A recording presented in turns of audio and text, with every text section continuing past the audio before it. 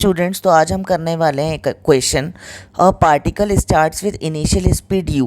एक पार्टिकल कैसे स्टार्ट कर रहा है, इनिशियल स्पीड u से कर रहा है, और जिसमें रिटार्डेशन हो रही है, और रिटार्डेशन हो के पार्टिकल t टाइम पर रेस्ट पे आ गया।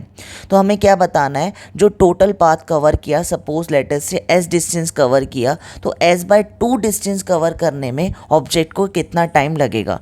टोटल डिस्टेंस के लिए हमें टाइम कितना गिवन है, t गिवन है, तो हमें टाइम कहाँ पे निकालना है, हाफ डिस्टेंस पे टाइम निकालना है, कितना कवर करने में लेगा। तो इस क्वेश्चन को हम दो मेथड से कर सकते हैं। एक तो इक्वेशन वाले मेथड से, जो काफ़ी डिफिकल्ट पड़ता है, क्योंकि और इक्वेशन बनाना भी काफ़ी डिफिकल्ट होती है। तो दूसरा मेथड हम कौन सा पढ़ेंगे, इसमें ग्राफिकल मेथड से करेंगे। तो इक्वेशन ग्राफिकल मेथड से काफ़ी ईजी हो जाता है। तो इस क्वेश्चन का सबसे पहले हम क्या बना लेंगे, वेलोसिटी टाइम ग्राफ बना लेंगे। तो अगर हम वेलोसिटी टाइम ग्राफ इसका बनाएं, या स्पीड टाइम ग्राफ भी कह सकते हैं बनाएं, तो हमें पता है कि इसका स्पीड टाइम ग्राफ कुछ ऐसे बनेगा। ये हो गया हमारे पास, इस पर जो स्टार्टिंग में 0 सेकंड पे जो स्पीड दे रखी है, कितनी गिवन है, u दे रखी है। रिटार्डेड हो के इसका स्लोप, जो वेलोसिटी टाइम का स्लोप है, वो क्या बताएगा, एक्सेलरेशन। एक्सेलरेशन कैसी, रिटार्डेशन। और ये कैसा है हमारे पास स्लोप, नेगेटिव है। तो नेगेटिव है, कितना टाइम ले रहा है, t टाइम पर। ये क्या हो गया, t टाइम पर ऑब्जेक्ट रेस्ट पर आ गया। तो ये हमारे पास इसका हो गया वेलोसिटी टाइम ग्राफ हो गया। तो अगर हम वेलोसिटी टाइम ग्राफ का जो स्लोप, वो एरिया देखें, तो वो क्या बताएगा, डिस्टेंस या डिस्प्लेसमेंट बताएगा। तो सबसे पहले हम एस कैलकुलेट कर लेते हैं कि टोटल पाथ का कैसे निकालेंगे। टोटल पाथ हमने निकाल दिया कैसे, वीटी ग्राफ का हमने एरिया निकाल दिया। तो वीटी ग्राफ का एरिया क्या है, ये क्या है, ट्रायंगुलर है। ट्रायंगल का एरिया क्या होता है, हाफ बेस इंटू हाइट। तो हाफ बेस कितना है, ये कैपिटल टी है, मतलब टोटल टाइम टी हो गया, और हाइट कितनी है, यू है। तो डिस्टेंस हमारे पास, टोटल डिस्टेंस इससे क्या आ गया, हाफ यू टी आ गया। आई होप ये बहुत इजी पड़ा, ठीक है। तो हमने सबसे पहले डिस्टेंस निकाल लिया। उसके बाद आपने छोटी क्लासेस में पढ़ा होगा कि कैसे हम सिमिलैरिटीज़ ऑफ ट्रायंगल से देख सकते हैं। तो हमें कहाँ निकालनी है, देखेंगे जो टी टाइम कैलकुलेट करना है, मतलब इस कर्व का, मतलब इस ग्राफ का जो एरिया है, वो क्या देगा, टोटल डिस्टेंस।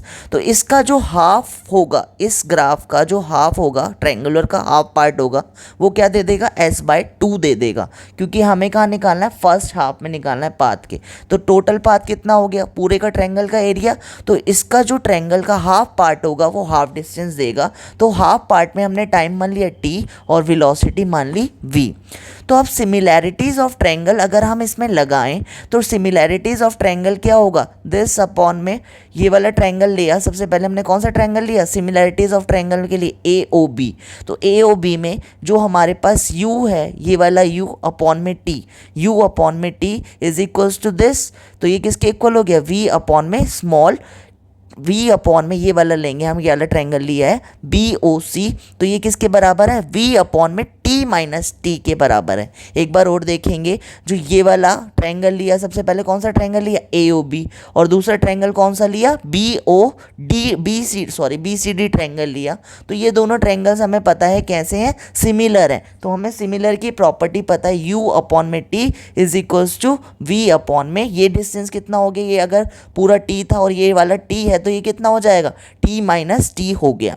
तो v की वैल्यू हमारे पास क्या आ गई, v is equals to u upon में t इंटू t/t।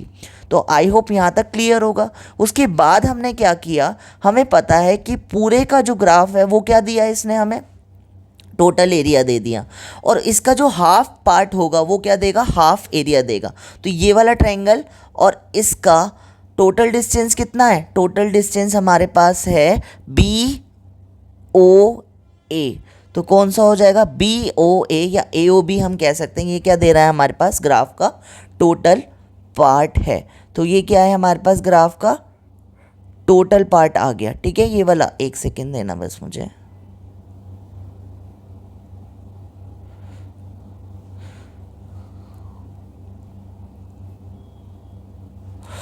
तो हमारे पास ये दोबारा से देख लेते हैं कि जो टोटल डिस्टेंस है वो कितना है, AOB है, और उसका हाफ पार्ट हो गया ये वाला BCD हो गया।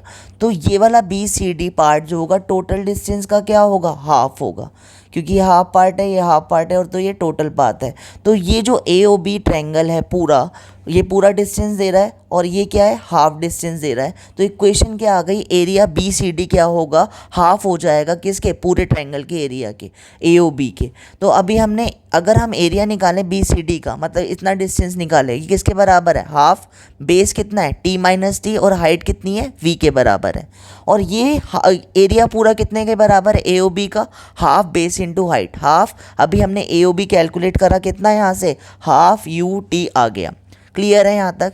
तो हाफ, अब कुछ नहीं है, अब बेसिक मैथ्स है बस, half t minus t, v की वैल्यू हमने यहाँ से पुट कर दी इसमें, तो ये आ गया is equals to 1/4 U T आ गया। ठीक है, तो यहाँ से u से u कैंसिल हो गया, एंड t माइनस टी है, t माइनस टी है, तो t minus T whole square आ गया, और यहाँ से 2 से 4 कैंसिल हो गया, 1/2 t आ गया, अपॉन में t आ गया। तो यहाँ पे t माइनस टी का होल स्क्वायर किसके इक्वल आ गया, t²/2 के इक्वल आ गया। अब इसको हम होल स्क्वायर के फॉर्म में लिख सकते हैं, t/√2 का whole square is equals to t minus t, square से स्क्वायर कट हो गया, तो जो हमारे पास स्मॉल t है, मतलब हाफ डिस्टेंस का जो पार्ट है, जो स्मॉल टाइम है, तो वो किसके बराबर आ गया, टी माइनस इधर जाके प्लस हो जाएगा और इधर जाके माइनस हो गया, t/√2 2 के बराबर आ गया। तो हमारे पास जो ऑप्शन है वो क्या है, t कॉमन आ गया, तो अंदर बचेगा 1 - √2। तो यही हमारा क्वेश्चन था। आई होप आपको क्लियर होगा। तो और क्वेश्चन जानने के लिए please like share and subscribe to my channel. Thank you very much.